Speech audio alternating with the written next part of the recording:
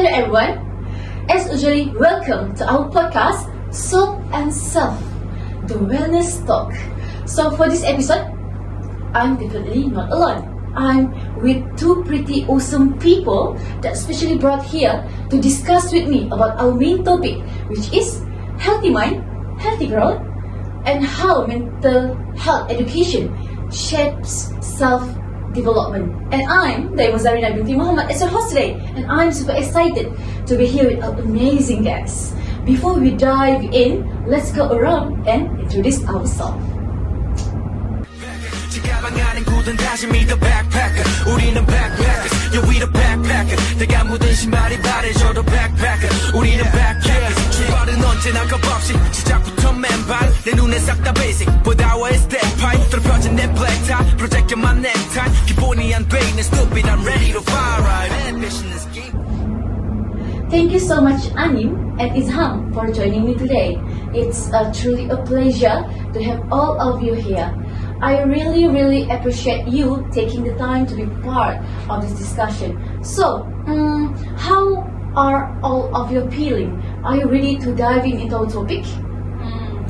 Thanks, Tam. Honestly, I'm feeling a mix of nervous and excited right now. But I'm so excited because the topic today is something that really close to my heart. So, cannot wait to share my thoughts. Anyways, I'm super ready for this. Hello, Ryan and Janim, and all our listeners. I'm doing really well, thank you. I appreciate you inviting me. I'm feeling calm and quite focused today, which is great because this topic about how education impacts our mental states, that is something I think about constantly. Yes, I am absolutely ready to jump into this important conversation. Perfect. Since you're all set, let's kick things off and get the conversation rolling. Ladies and gentlemen, nowadays, health education plays a big role in shaping how we live as students, especially when it comes to our mental health. We are surrounded by information from short online articles to social media posts, which is all reminding us to manage stress, sleep well, and stay active. Also, take care of our minds.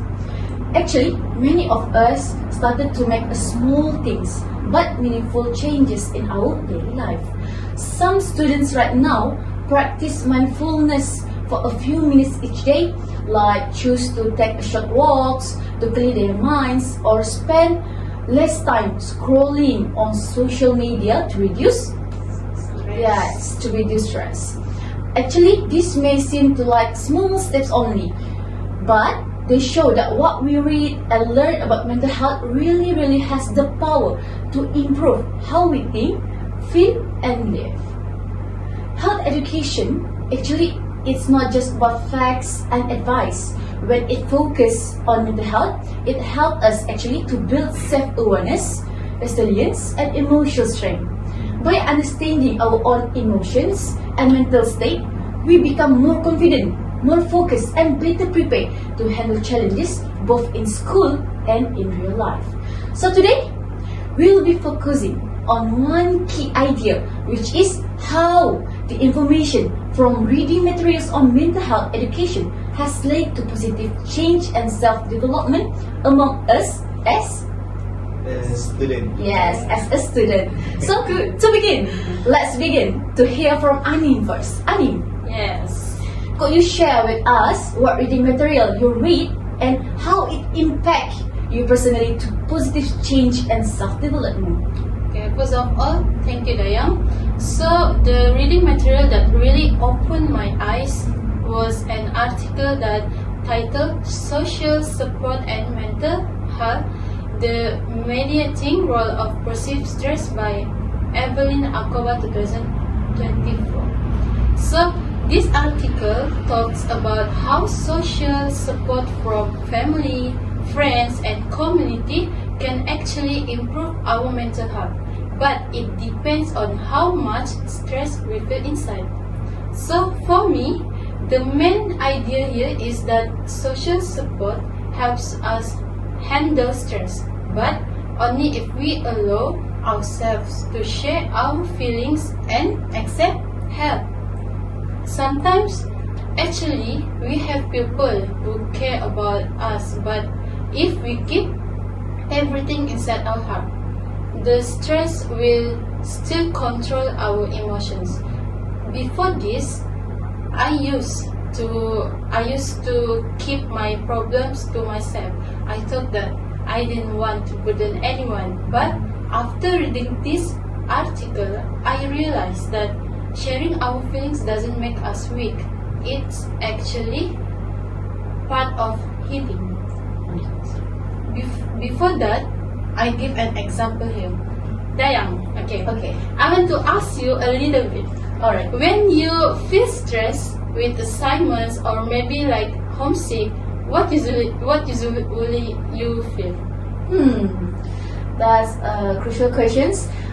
For me, I will try to talk to my close friends instead of keeping quiet. Okay, just talking about it already makes me feel lighter. Sometimes I also practice small things like deep breathing and get a short walks to reduce my stress. That's all I can think. Okay, see? Yes. That change actually helped us to be more open, calm, and emotionally strong. So, what I can say is that having support and managing stress go hand in hand. And other than that article, I also read the poem that titled "Mental Illness Speaks." This is really touched me actually, because it shows how someone suffering from mental illness just wants to end the pain, not their life. It reminds me that we should never judge people's emotion from the outside, because everyone fights their own silent battles.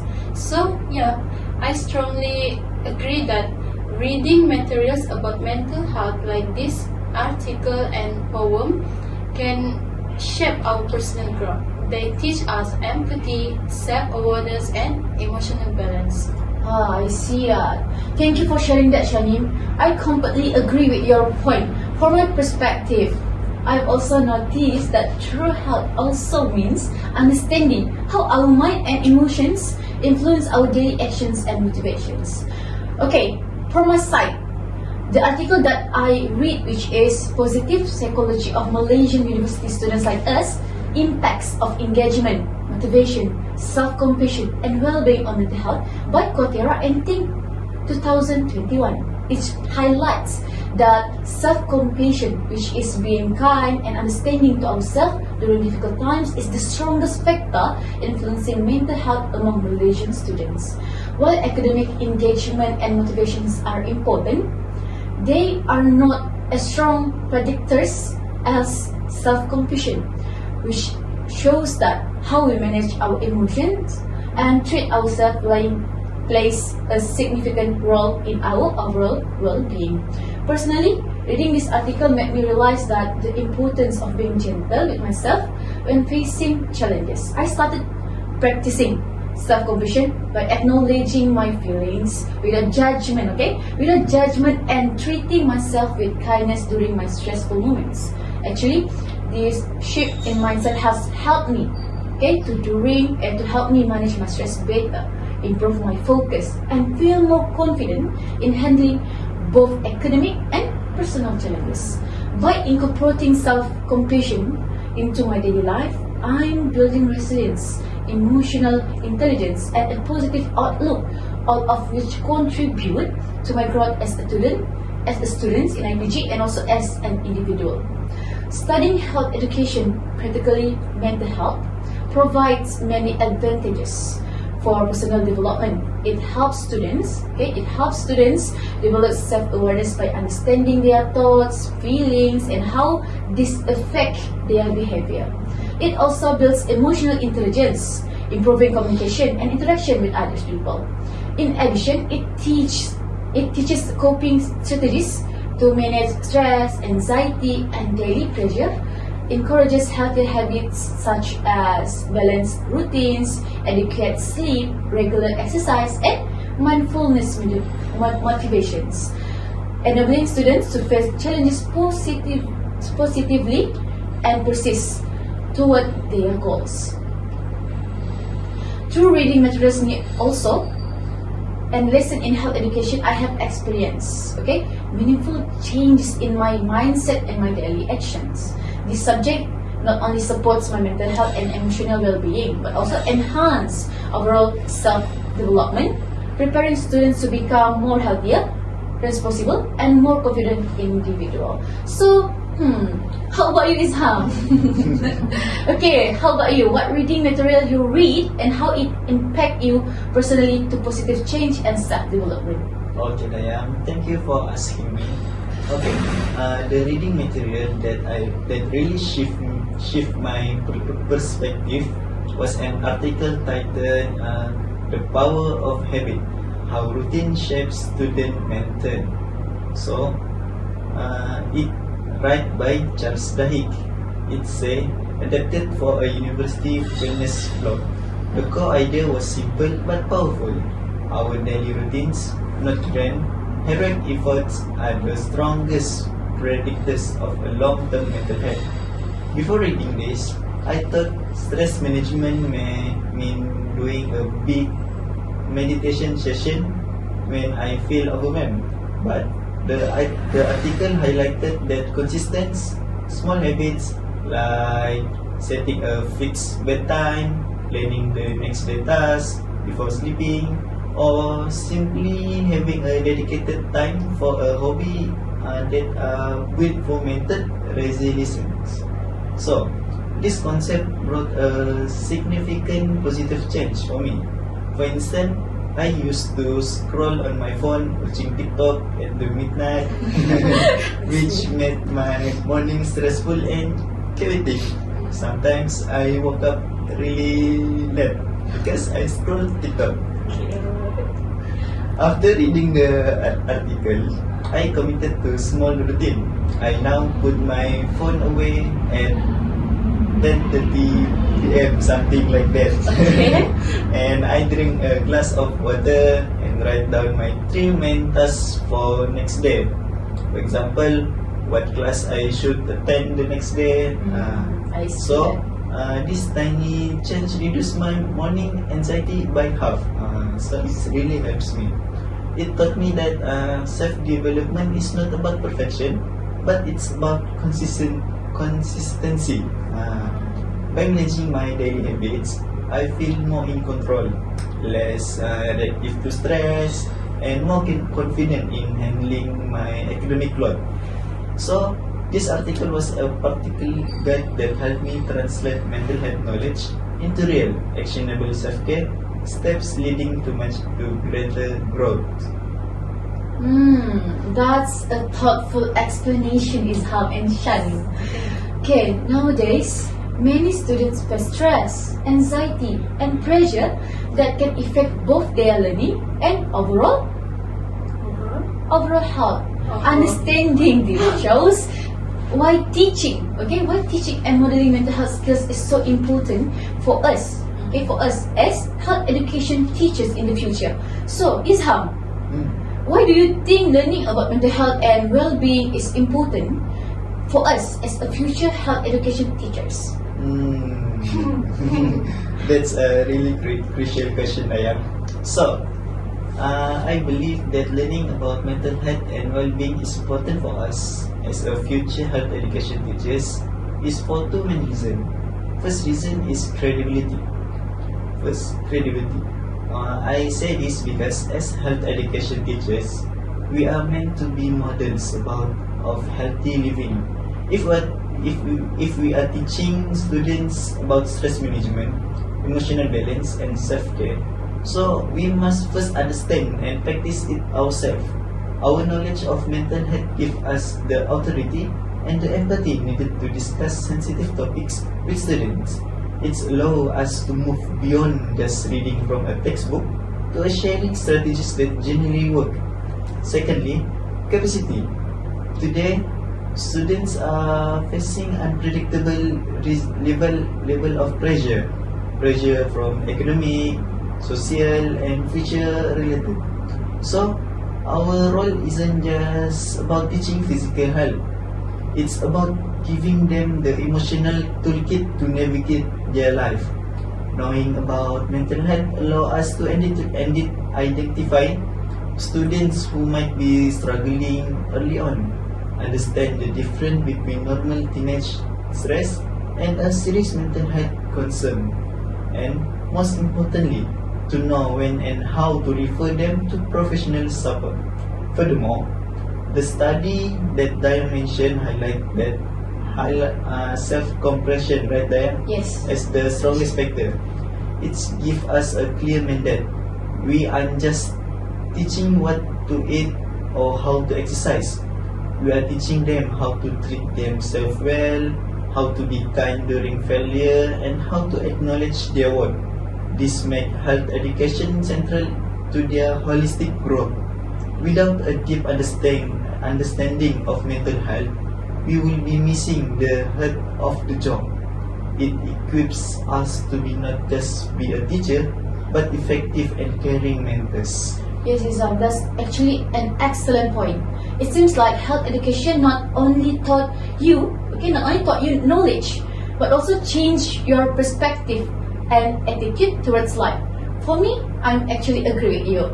Why I say this because, well, I believe learning about mental health and overall well-being is absolutely essential for us as a future health education teachers. It's not just about teaching facts or health topics, it's about guiding students' whole person development, helping them grow emotionally, mentally, and socially. For example, according to Quotera Inting 2021, which is the article I read, students who practice self-compassion are much better at coping with stress, whether it's academic pressure or personal challenges. This shows us that mental health skills are just important as knowledge of nutrition, exercise, or hygiene. As teachers, we must be a model these skills in the classroom ourselves. Let's imagine a real life scenario. A student is anxious about giving a presentation. Okay, instead of just telling them don't worry. Okay, we can guide them with mindfulness breathing or simple positive self-talk strategies, like encouraging them to say, I can do this, I'll be prepared. Okay, by doing this, we're not only helping them in that moment, but we're teaching lifelong coping skills that will serve them in other stressful situations too. The poem Joy and Sorrow that I read also beautiful support this idea. It reminds us that happiness and sadness are inseparable. Just like the poem says, we cannot have one without the other. For health educations, this valuable lesson, we need to help students acknowledge and accept all emotions, even the difficult ones, because experiencing challenges and actually build resilience, empathy, and self-awareness. And I want to add more, like understanding mental health allows us to create safe and supportive learning environments. When students feel they can express their feelings, without judgment, they are more likely to express their feelings without judgment. And they like to develop their confidence, positive. I'm sorry. Positive. Okay, to develop confidence, positive social relationship, and a sense of belonging. This aligns perfectly with the goals of health education, which is aimed to nurture physical, emotional, and social wellness all together. So, in short, okay, as a future health education teachers in the future, this holistic approach is truly the heart of what we do. And and how about you, Shanim? How about your opinion? Okay, thanks again. So here, I believe learning about mental health and well-being is very important for us as future health education teachers. So why? Because it actually help us understand both our students' emotions and our own. So, my main point here is that a teacher who understands mental health can teach better and care better at the same time. When we know how emotions affect learning, we can help students manage stress, anxiety, and pressure in a healthy way. For example, Isham. Yes, Okay. When you see your students focus in class, what do you usually do? What do you usually think? Okay. I think maybe they have problems that we don't know maybe. Okay. So, here, if I'm being your students, I will be so proud to have a teacher like you. Whoa. Why, Shani? Why you say like that? Why? Because it is because sometimes there's a teacher that judge too fast without knowing why. So here, if we understand that, we can guide them with patience and support instead of getting angry. So that's why I said when we understand about mental health nicely, we not only just teach but we also care. Yes. So I agree. thank you. So if we as teachers can model good emotional habits like mindfulness, positive thinking, and empathy, our students will learn those values too. For instance, if students feel nervous about giving a presentation, we can teach them to take breath or use positive self-talk, like saying, "I can do this. I can do this." That's how we teach real life coping skills, not just about textbooks, facts. So yes, learning about mental health helps us build not only health students but also a caring, supportive classroom environment. I see. Thank you so much, Shanin and Izham. Actually, what you guys share is truly inspiring. From your explanation, we can see that health education is not just a subject, it's a guide for lifelong learning and self-care. It helps us understanding who we are, manage our emotions, and make informed decisions that shape a better future. To conclude, the knowledge from reading materials on health education has clearly led to positive change and self-development. It helped us balance our academic, emotional, and physical lives, making us more confident and purposeful individuals. So, to all of our listeners out there, okay, take care of your body, nurture your mind, and never stop Learning. Never stop learning, because a healthy mind truly leads to healthy Life. Yes, to healthy life. Last but not least, before we wrap up all this thing, I would like to sincerely thank you to all our beloved guests because for joining me today. Your insights on mental health and well-being not only highlight the importance of personal development but also show how crucial it is for us as future health education teachers to guide and support our students in leading balanced and healthy lives. We truly appreciate your time and valuable contributions. Thank you so much, Dayang. I really enjoyed today's discussion. Personally, I think mental health education is something that should be normal for everyone to talk about, because not just teachers or students. So, from what we discussed, I truly agree that having a healthy mind leads to healthy growth. When we take care of our mental health, we can think clearly, make better decisions, and build stronger relationships. As future teachers, our job is not to teach, but also to care, and mental health education gives us the right tools to do that.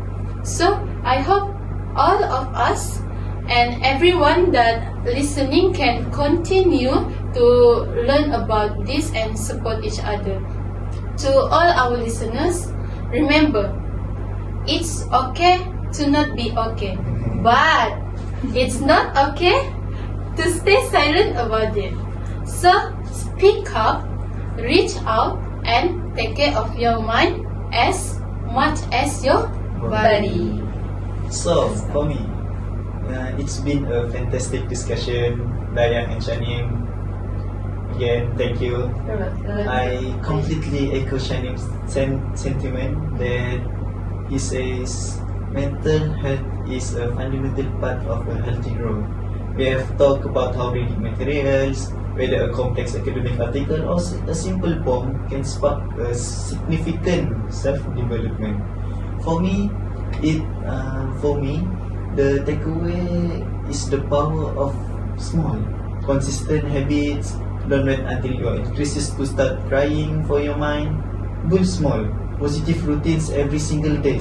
This a practical mental health education we must model and teach to our listener. Remember, your mind is your greatest tools. Be disciplined in taking care of your sleep, your stress, and your emotion as you are with your studies. You are not burdened for reaching out. Find your support system, speak your truth, and commit to your own health growth. Thank you for listening, and please take care of yourself. Remember that, our listeners. Last, I would love to hear from all of listeners out there. What are your thoughts on the importance of mental health and well-being, especially in the context of health educations? Do you have any ideas, experience, or suggestions that could help students and teachers to development better mental health skills? Feel free to share your opinion with us in our social media or in comment sections.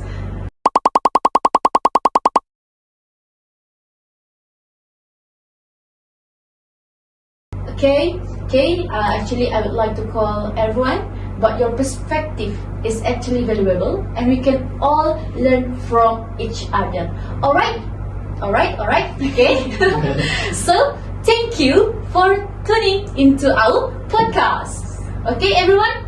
Stay safe. Stay healthy. Keep growing. We all love you. Alright, everyone? Thank you and see you soon. Bye-bye. Bye.